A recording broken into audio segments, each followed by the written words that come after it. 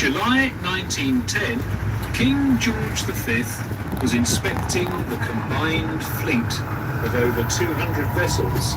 Pioneer aviator Claude White brought his canvas and wooden biplane to Torquay Abbey Meadows, which is on your left. Claude White flew twice over the fleet, demonstrating the use of the aircraft for defence against invading warships. Claude showed what ships would do to air attacks. This was brought to the attention of the Admiralty, pointing out the need to alter the angle of the guns on the ships to cope with the new and threatening means of warfare. It has been suggested that the creation of the Royal Navy Air Service in 1914 was the result of Claude White's flight over the fleet in Torquay Bay. In 1918, it merged with the Royal Flying Corps and became the RAF.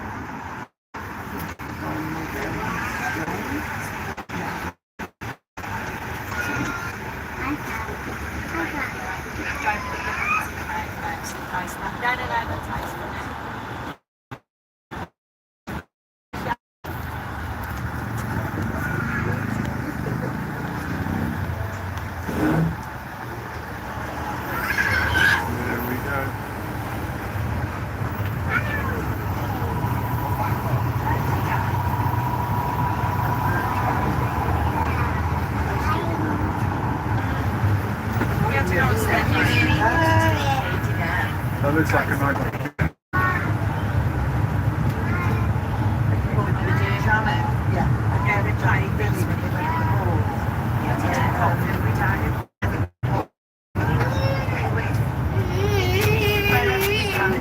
We are now in Belgrave Road, the very first road built solely for hotels. The London architect wanted it to look like Belgravia in London, hence the name, Belgrave. We are coming up to the Derwent Hotel and Victoria Hotel. The Victoria was the home for some time of an American, Isaac Singer. Is that an AI voice or a real voice? He had a tangled love life. He left his wife and children and lived with another woman for 25 years, producing 10 further children. You regretted it. During this period, he also regretted it. string affairs with other women, resulting in a further 6 children. He assaulted his living lover during an argument about one of these women, and so he fled the country to avoid arrest. He stopped off in Bad example. met and married Isabella, then moved to this hotel in Torquay. They wouldn't sell it to Isaac, so he had a big mansion built in painted, old-way mansion, built in the style of the French.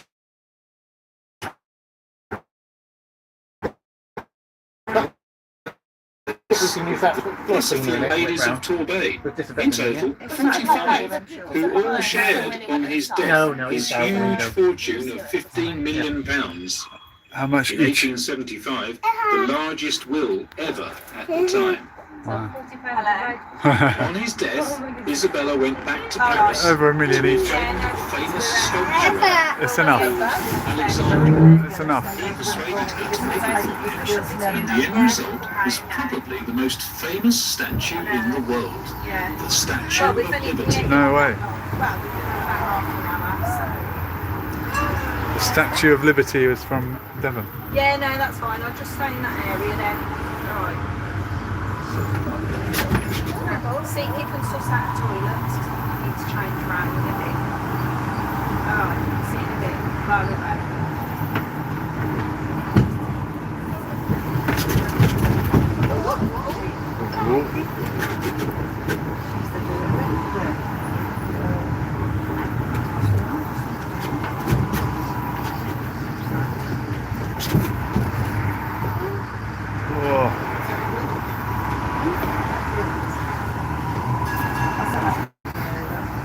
It's a bit of a bumpy ride, this trip.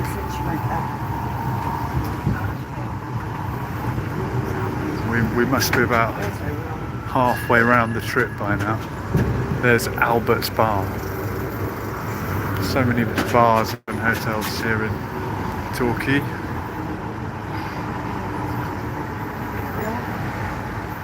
And we're on the train, the land train stop.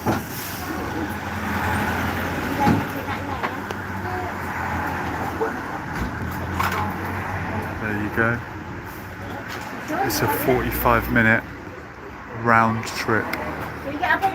If you don't get off. If you get off, you have to wait 45 minutes for the next train.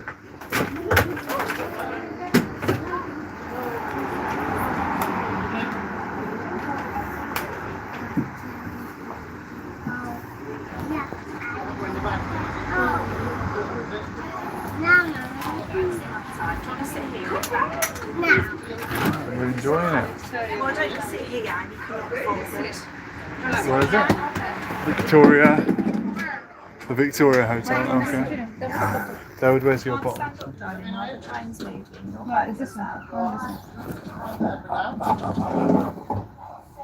Don't drop it again, David. Is that the famous one?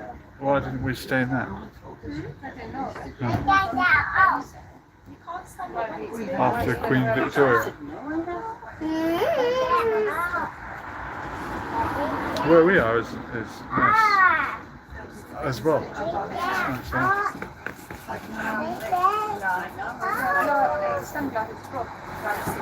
Where?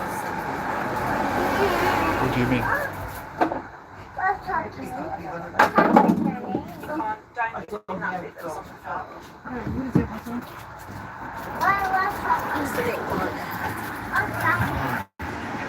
you ready to go?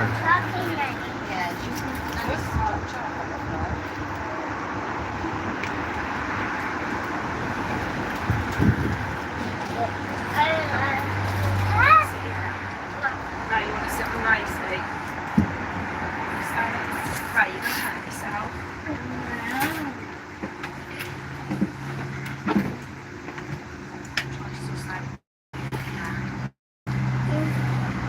I know I'm really moving now. I'm going to move it. There we go. Off to the next stop. Ready? So go,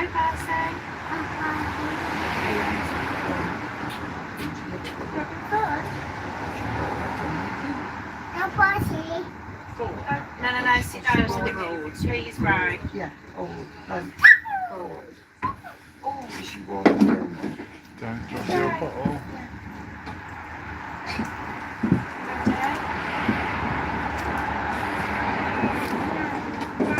Oh, what are you doing? Off we go. Oh, I missed it. We are going to turn right at the traffic lights into Lucius Street, but straight ahead of the next traffic lights lies All Saints Church. All Saints Church coming up. Agatha Christie worshipped with her mum and dad until her late teens. Stories have it that she was going to the church to be christened with her proud mum and dad when a neighbour stopped and asked, "What are you going to call the child?" They said, "Mary after her grandma, Clarissa after her mother, and Miller was her maiden name." "No," said the neighbour, "she looks like an Agatha to me." So when the vicar said, "What are you going to call the child?" they both said Agatha at the same time. That's how In her Agatha Christie lifetime, got her name. Agatha sold 2 billion books in 45 languages, more than anyone else in the world except the Bible and Shakespeare. Wow.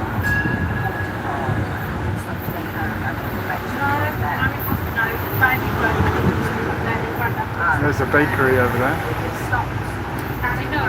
My mum's neighbour. Yeah. I said to my mum, she was calling her Sarah. I said, Mum, I said, yeah, alright. Well, are they going to call you Agatha? Yeah, they were The about to church stop. on the left is the oldest building in Torquay, She looks like a Sarah. It's like a Sarah to me. That is where Agatha's oldest sister, Margaret, got married, and Agatha was a bridesmaid. Look up at the ornate brick arches overlooking the graveyard, which belongs to an early Victorian mansion that was bombed in the Second World War. It was owned by the Viscount Lee of Faring, who owned Chequers, the Prime Minister's country residence. He gave Chequers to the nation. He believed or hoped that the better the health of the Prime Minister, the more sanely they would rule. Oh, Shed that's always in Milan.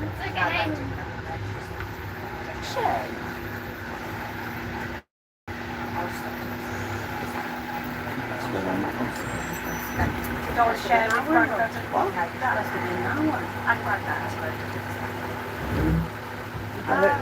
Is that the holiday song? Yeah. Yeah, I remember that. I thought that was sides out. So, coming up, there's another church. This is not the church she went to. It's the Central Methodist Church. Where was Matt then? Matt not caught? What's Methodist? It's a particular type of Protestant church, not Church of England. Different one. Okay, lots of restaurants around here. Now we are at the top of the hill. Torquay was built on 7 hills, just like Lisbon and Rome. Right in front of you is our town. Just like Sheffield. The council didn't have the money for it, but they heard of one of the richest men in America who originated from Scotland, Andrew Carnegie. Donald Trump. No? He was in the steel and railway business in America Different. and built the Pullman trains. We're learning a lot about history. He had given much of his fortune away, mostly on books and libraries. In 1917, he spent £56 million on building 2,509 libraries and filling them with books throughout the English-speaking world. So the cunning council had a plan. They supplied the land, Carnegie to be built, which was £7,000, and a further £1,400 for books. Lo and behold, there was enough money left over for the foundation stones to be laid for their grand town hall. When the locals got to hear of it, they were furious. They wanted a concert hall pavilion to be built down by the harbour. So the arguing and the bickering went on for 5 years. They could not agree whether they needed a town hall or a pavilion. In the end, they decided to build both, with the foundation stones being laid for both the town hall and the pavilion at the same time.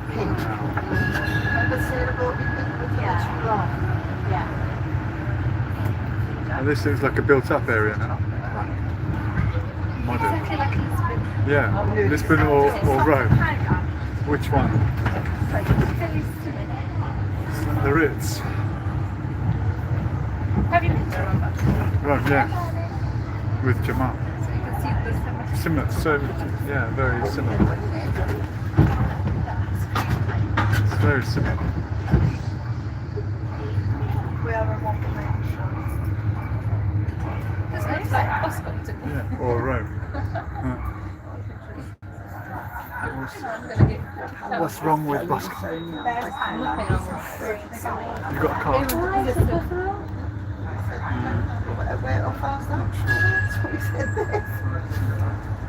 Dad said it's on a back. How did Torquay become a seaside resort, or watering hole as they used to call it in the old days? Well, it was all down to one man, and the unlikely man was Napoleon. When the Napoleonic War was on, Torquay was the base for the home fleet.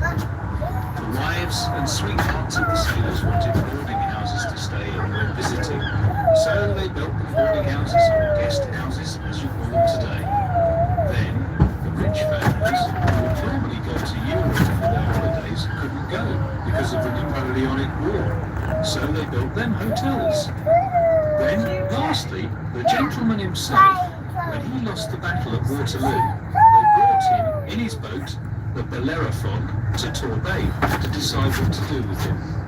He never came ashore, but said, "What a beautiful place this is."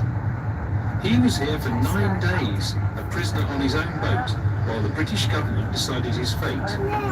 During this time, the local fishermen turned to pleasure boat operators. They took thousands of people who flocked to Torquay to view Napoleon walking on the deck of his ship.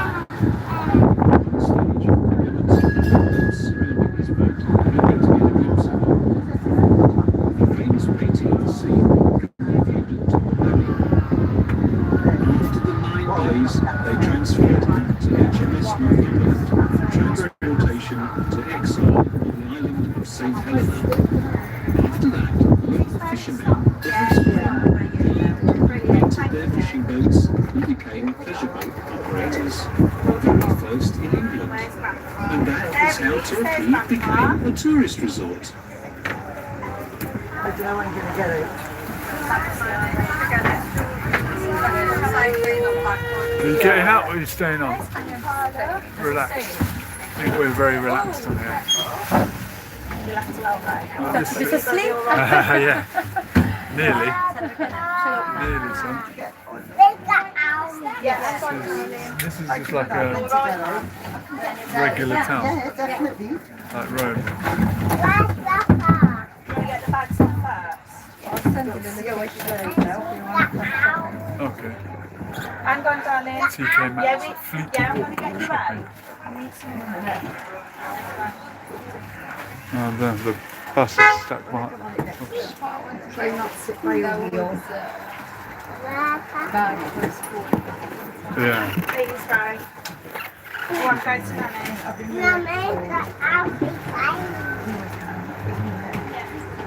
Good. Yeah. go backwards. Right. The remote. This is the town centre with Subway, Greggs and Premier. That was much better. This reminds me of Rome. Thank you. Yours? Agatha Christie used to come to that Greggs to get a sandwich. Apparently. Alright, and so did Napoleon. It's all history. Historic town. You make fun of Greggs. Do you know that they've started to make cafes, shirts, right? Vegan sausage roll. Do they even make them, or is that people making fun? Making them? You can wear a Greggs t-shirt. Okay, there you go. That's fine, thank you. And then Greggs, you can buy a Primark hot dog.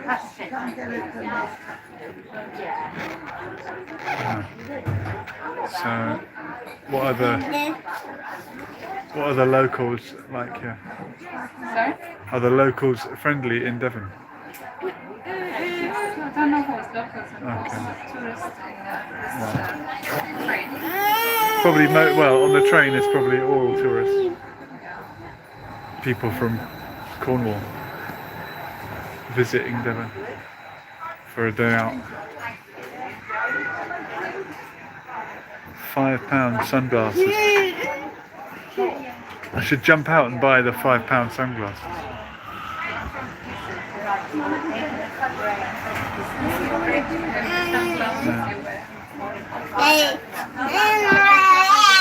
Hey, sit down. Sit down on the bus. We're on a world tour of Torquay.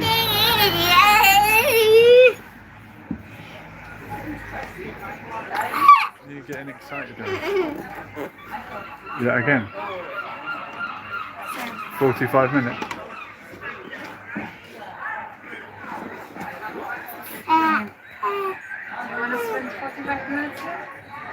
The moment, no, I will stay on the coach. Yeah. As in the bus takes 45 minutes to get all the way around. Is that if they stop or they don't stop? A bit of a delay on the train.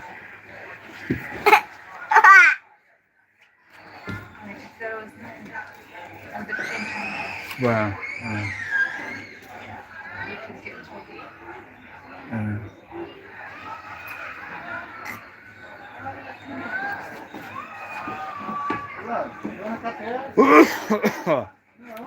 Sorry. Which channel are you on? On yours? The one that needs the watch hour. If you're watching this live, watch it again later on.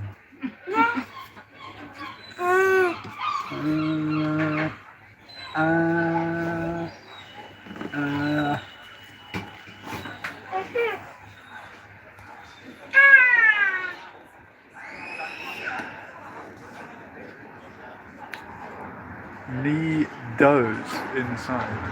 What's that? What kind of, have you heard of that? Needles.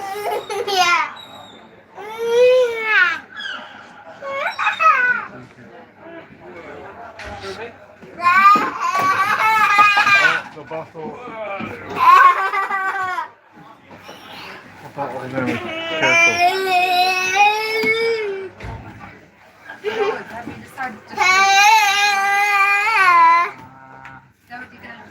Sit down. Sit down. We decided to wake up all of a sudden. You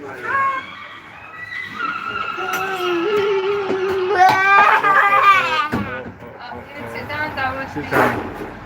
It's very quiet now, all the energy is back.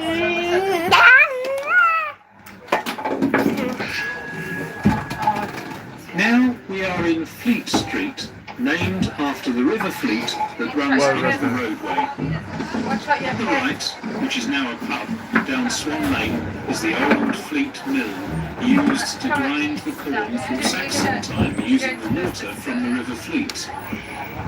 The bank on the left, the old TSB, was sold to an international gang of fraudsters in 1995. Anything else fallen out? They netted over £7 million and brought businesses crashing down, mainly in Europe, with losses totalling millions. Mainly advertising in prestigious papers in Germany with overseas clients, they set up in business in Torquay to avoid the prying eyes of the city regulators in London. With no capital, they offered large loans, collecting advance fees in return for bank securities on these huge loans. The fraudsters' strategy often involved clients mortgaging their businesses to Torquay firms to cover the loan security which never materialised. After the longest trial in Bristol Crown Court history, taking 5 months and costing £1.5 million, the 3 were sentenced to a total of 16 years in prison.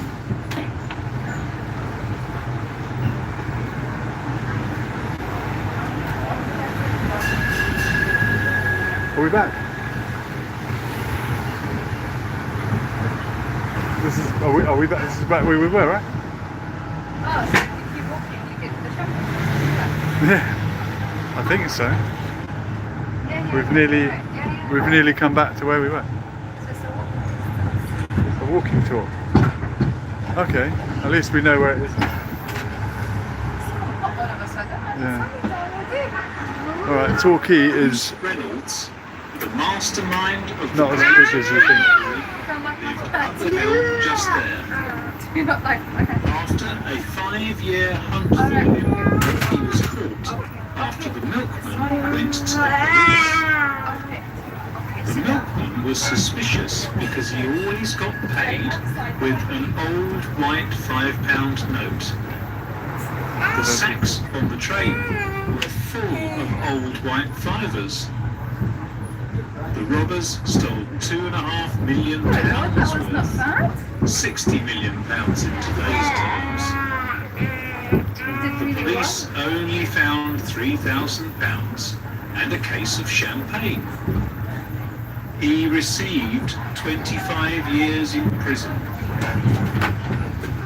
Also living up there was Harry Brearley from Sheffield, who invented stainless steel, Sheffield.